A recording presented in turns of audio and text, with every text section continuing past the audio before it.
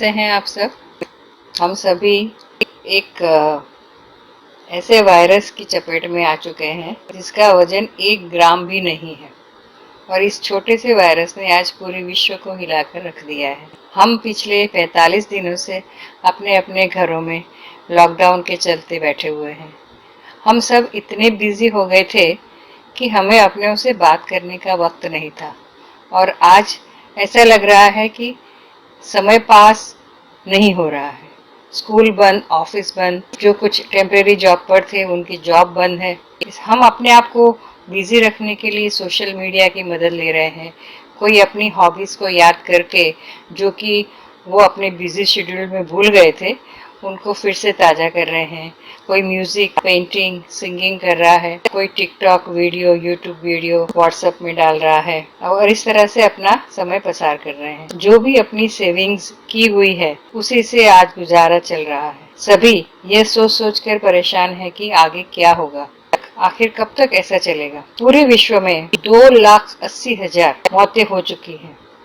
ये एक तीसरा विश्व युद्ध ही हम कह सकते हैं। एक छोटे से वायरस के सामने हम मानव जाति ये युद्ध लड़ रही है। यूरोपीय देशों में जहां हर घर में एक व्यक्ति खो दिया है, जिनकी जॉब चली गई है और वह मानसिक रूप से टूट चुके हैं। रिसेंटली बीबीसी न्यूज पर एक वीडियो देखा जहां लोगों की मानसिक परिस्थितियां अत्यंत खराब हो चुकी है और सरकार को कोविड के इलाज के साथ साथ इन लोगों की मानसिक यानी कि साइकोलॉजिकल परिस्थितियों को संभालने के लिए भी मेंटल हेल्थ क्लिनिक बनानी पड़ रही है। उन्होंने टोल फ्री नंबर्स भी दिए हैं जिस पर कोई भी व्यक्ति अपनी प्रॉब्लम्स, अपनी फ्रस्ट्रेशन वगैरह एक्सप्लेन करके अपनी नेगेटिविटी से और ये निराशा से दूर होने के उपाय जान सकता है।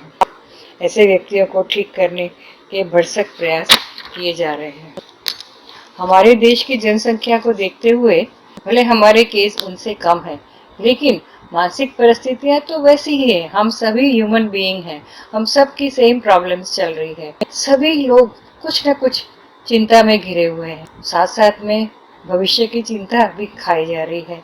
सोच सोच कर मन मस्तिष्क पर विपरीत असर हो रही है। हम कैसे ठीक कर सकते हैं?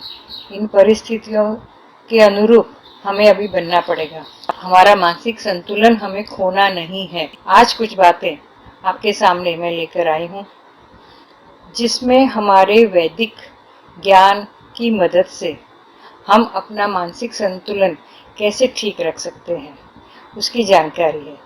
हम योगा एक्सरसाइज करते हैं, वो सब हमारी फिजिकल और मेंटल दोनों को ठीक रख सकती है। लेकिन कुछ नेगेटिविटी जो हम न्यूज़ देखते हैं, जो हम पढ़ते हैं, इससे ये नेगेटिविटी हमारे पर हावी हो रही है। चाहे हम फिजिकली कितना भी अच्छे हों, कहा जाता है कि जान है तो जहान है। ठीक है, हम तंदुरुस्त सही हैं, लेकिन तंदुरुस्ती के साथ साथ अगर हमारी मन मस्तिष्क की पोजीशन अच्छी नहीं है, अगर हमारा मन प्रफुल्लित नहीं है, तो हम आगे नहीं बढ़ सकते। ये अक्सर देखा गया है कि अगर हमारा मन प्रफुल्लित होता है तो हमारे तन को कुछ काम करने की ऊर्जा मिलती है और इनको ऊर्जा देने की जो शक्ति हमें मिलती है वो हमारी आत्मा से प्राप्त होती है। ये आत्मा को चलाने वाला कौन है? ये एक सुपर पावर है जो हमारे अंदर बैठे हुए इष्ट देव हैं। अब हमारे इष्ट देव कौन है? जैसे हम हिंदू हमारी संस्कृति में जानते हैं कि 33 कोटि देवता, कोटि यानी प्रकार के, तो 33 कोटि देवता है। तो हमारा पर्टिकुलरली हमारा एक व्यक्ति का कौन सा देवता होगा, मुझे कौन से इष्ट देव को मानना चाहिए या पूजा करनी चाहिए? तो वैदिक ज्ञान की मदद से आज मैं आपको ये बताने जा रही हूँ कि हम अपने इष्ट देव को जाने, कैसे जाने। जो नई पीढ़ी के लोग हैं, जो नई जनरेशन है, वो भौतिकतावादी विचारधारा में खोई हुई है। वो तो कहेंगे कि भाई ये आध्यात्मिकता तो पुराने जनरेशन की बातें हुई, ये जो आप करते हैं हम नहीं मानते। लेकिन अब मैं इन नई जनरेशन को बताना चाहती हूँ कि पहले तो आप समझो कि आप कौन हैं। आप पृथ्वी पर आए हैं, आपका शरीर है, ठीक है, आपका एग्जिस्टेंस है, आपका जन्म हुआ। जब आपका जन्म हुआ था तब सौर मंडल में अलग अलग ग्रह और नक्षत्र विद्यमान थे, वो चल रहे थे। और तभी हमारे दादा दादी या नाना नानी जिन्होंने भी उन जन्म नक्षत्रों के आधार पर हमारी जन्म पत्रियां बनाई थी और कुछ भविष्य को जानने की कोशिश भी करी थी। तो ये जन्म पत्री आप सभी के पास होगी। आइए उन जन्म पत्री का आधार लेकर हम बताएं कि आपका इष्ट देव कौन है, जिससे कि आपको पावर मिलेगा, जिससे आपको ड्राइविंग फोर्स मिलेगा और आपकी मानसिक तंदुरुस्ती ठीक हो सकती है। आज की जो हमारी ये चर्चा है, इसमें मैं 3 राशियों का उन लोगों का इष्ट देव कौन कौन से हैं और उनको अपने इष्ट देव को मनाने के लिए क्या क्या करना चाहिए, उसके बारे में विशेष जानकारी दूंगी। सबसे पहले ये जो कुंडली बनाई गई है उसका मैं आपको चित्र बता रही हूँ। लिखे हैं 1 से 12, ये पूरे खाने जो बनाए गए हैं ये 1 से 12। तो पहला है लग्न। पहला जो कहलाता है लग्न। लग्न का मतलब है कि आपका शरीर, जब आपका जन्म हुआ, आप पृथ्वी पर आए, आपके शरीर और आत्मा दोनों का जो मिलन हुआ, जो संलग्न हुए, तो वो है लग्न। तो वो 1 है। आप अपनी जन्म कुंडली निकालिए और देखिए कि वहां पर क्या लिखा है। अगर वो 1 लिखा है, वो पहला भाव है, 2 है दूसरा भाव, 3, 4, 5, 6, 7, 8, 9, 10, 11, 12, यानी 12 भाव जो है, सब भाव की अलग अलग अपनी विशेषताएं हैं। तो पहला है जो हमारे शरीर, वो दिखा रहा है कि हम कौन से लग्न में पैदा हुए, उस टाइम में क्या नक्षत्र थे और उस टाइम का नक्षत्र स्वामी कौन सा था। पहले भाव से लेकर के 5वें तक आप गिनिए। 1, 2, 3, 4, 5, 5 जहां लिखा है, यानी 1 लिखा है वो होगा मेष लग्न और 5 लिखा है वो होगा हमारा सिंह राशि। यानी कि इसके जो इष्ट देव है, हमारे जो 5 नंबर पे जो हमारा सिंह राशि का आया, तो सिंह राशि के जो हमारे देवता है वो सूर्य देवता है। यानी कि मेष जिनका लग्न है उनका इष्ट देव हुआ सूर्य देवता। सूर्य देव को आपको प्रसन्न रखना है, सूर्य देव के नमस्कार करना है। सूर्य देव के कई उपाय हैं जो मैं आपको बताऊंगी। तो सबसे पहले ये जो मेष राशि का हमने बताया, मेष लग्न का बताया कि मेष लग्न जो है उसका मालिक ग्रह जो है वो मंगल है। लेकिन इष्ट देवता ज्योतिष में गिने जाते हैं 5वें घर से। तो 5वां घर जो है जिसमें सिंह राशि आई, यानी सूर्य देव, जो पंचमेश आपके जो हुए वो सूर्य देव हुए। आपको सूर्य देवता के पूरी तरह से निष्ठा से भक्ति करनी है। सूर्य देवता को जल चढ़ाएं, नियमितता लाए अपने काम में। जितनी आपके काम में नियमितता होगी उतनी आपकी प्रगति होगी। और सूर्य देवता को जो हमारा सौर मंडल का सबसे प्रमुख है वो ग्रह हमारा सूर्य ग्रह है। और सूर्य अगर मजबूत होगा तो आप अपनी जिंदगी में आगे से आगे बढ़ सकते हैं।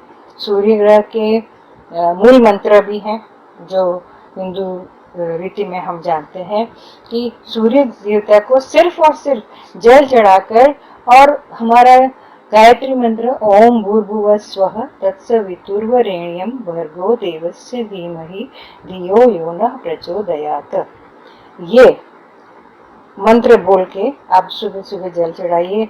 आपकी काम करने की शैली है उसमें नियमितता आएगी, आपकी मानसिकता है उसमें काफी अच्छा ग्राफ चढ़ेगा। और वो ग्राफ बढ़ने से आपकी मानसिकता और शारीरिक दोनों साथ में मिलने से आपकी प्रगति हो सकती है। तो जैसे हमने देखा कि मेष राशि वालों के सूर्य देवता आपके इष्ट देव रहेंगे। आपको सूर्य को बलवान करने के लिए रात्रि को सोने से पहले गर्म दूध में मेथी के कुछ दाने डालकर उनका सेवन करना है। इससे आपके सूर्य को बलवान बनाने में सहायता मिलेगी। और सूर्य के रिलेटेड जो भी काम है, जैसे नौकरी है, अच्छे पद प्राप्ति होना और इसके संबंधित जितने भी काम है वो आपकी सफलता से हो सकते हैं। बस इसमें पूरी निष्ठा से ये सारे काम करने हैं। दूसरा अभी हम देखेंगे कि लग्न वृषभ, जहाँ पर 2 लिखा हो, आपके प्रथम भाव में जहाँ पर 2 लिखा हो, अगर आपकी राशि में प्रथम स्थान में 2 लिखा है तो आपका 5वां स्थान जो है वो होगी कन्या राशि, यानी कि बुध ग्रह। तो आप बुध ग्रह जो है वो प्रधान राशि बनेगी और आपके इष्ट देव जो होंगे वो आपके हमारे प्रथम देव गणराज यानी गणेश भगवान, बुद्धि के कारक गणेश भगवान जी हैं। उनकी उपासना आपको करनी है और उनका एक मूल मंत्र ओम गं गणपतये नमः, इस मंत्र का आपको रोज जाप करना है। गणेश स्तोत्र का पाठ भी करें। हर चतुर्थी जो गणेश चतुर्थी आती है या हर एक महीने की जो चतुर्थी है उसमें आप उनका विशेष गणेश स्तोत्र का पाठ करें। एक चीज मैं आपको बताना चाहती हूँ कि विज्ञान का एक प्रयोग जो हम बचपन में करते थे कि सूर्य की किरणों के सामने अगर हम एक लेंस रख के कागज ऊपर उसकी गर्मी देते थे और उसको एक फोकल पॉइंट करके उसके ऊपर अग्नि पैदा करते थे, उसी प्रकार हमारे जो इष्ट देव हैं उनकी हमें भक्ति करनी है और इस तरह से हमें करनी है कि उसका अच्छा रिजल्ट आए। पूरी निष्ठा से अगर हम भक्ति करेंगे तो जितनी हमारी एनर्जी है, जितना हमारा विश्वास है, फेथ है, वो सारा पूरी निष्ठा से करने से आपको उसके फल मिलेंगे और 45 दिनों में अच्छे से अच्छे रिजल्ट भी मिल सकते हैं।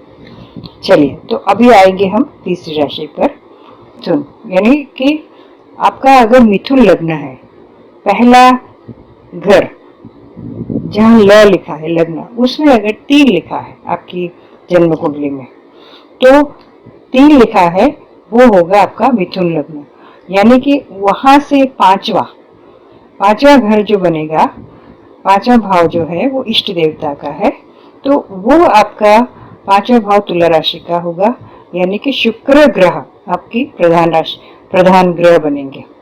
यानी आपके जो शुक्र ग्रह के रिलेटेड जो इष्ट देव हैं हमारे वैष्णो देवी माता, जिसमें तीनों दुर्गा, लक्ष्मी और सरस्वती, तीनों पिंडी के दर्शन हम करते हैं। वैष्णो देवी आप कभी गए हो, आपने देखा होगा।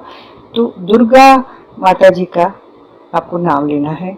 सर्वमंगल्य मांगल्ये शिवे सर्वार्थ साधिके शरण्ये त्र्यंबके गौरी नारायणी नमोस्तुते। दुर्गा माता जी का आपको पूरी तरह से भक्ति करनी है। दुर्गा 32 नाम जो हैं दुर्गा माता के, अगर वो आप कर सकते हैं तो वो आप करिए। सप्तशती शतशती का पाठ है वो भी आप कर सकते हैं, जैसे आपकी इच्छा हो, लेकिन पूरी निष्ठा से दुर्गा माता को आपको याद करना है, जिससे कि लक्ष्मी माता जी को भी याद, हर शुक्रवार को लक्ष्मी माता जी का भी पूजन कर सकते हैं। इस तरह से अपने शुक्र को आपको बलवान करना है। और हम पूरी निष्ठा से जब किसी भी इष्ट देवता को, हमारे इष्ट देवता को याद करते हैं तो हमें कोई भी संकट जो भी हमारे सामने आ रहा हो, उस संकट से हमें जरूर से जरूर मुक्ति मिलती है। तो इस श्रृंखला में 12 राशियों में से आज तीन का जो 3 लग्न है उसके रिलेटेड जो भी इष्ट देव है उसके बारे में हमने बात करी है। आशा करती हूँ कि ये जो लिस्ट एक और जो मैंने बनाया है राशि के अनुसार कौन कौन से इष्ट देवता होंगे वो आपको गाइडेंस के तौर पर मैं इसमें रख रही हूँ, लेकिन इसकी डिटेल यानी कि उनके कौन कौन से मंत्र होंगे, आप उसके क्या क्या उपाय कर सकते हैं, वो मैं दूसरी श्रृंखला बना रही हूँ। तो सेकंड यूट्यूब के चैनल में हम बाकी की जो 9 राशियाँ हैं उसके बारे में बताएंगे। यानी शॉर्ट में मैं आप कह सकती हूँ कि आप लोग जो अपने इष्ट देव का ध्यान करेंगे, भजन करेंगे, तो उससे एक नियमितता आएगी, आपका एक नियम बनेगा। और जब इंसान की जिंदगी में नियम बनता है तो उसकी प्रगति आवश्यक हो जाती है। एक जो शक्ति है वो आपको पूरी तरह से मदद करेगी। और मैं बिल्कुल मेरे अंतःकरण से प्रार्थना करती हूँ कि भगवान इस कोरोना की प्रॉब्लम से सबको पूरी दुनिया को बाहर निकाले और हम जल्द से जल्द फिर से अपने संसार में अच्छी तरह से आगे बढ़े, यही मेरी कामना। अस्तु।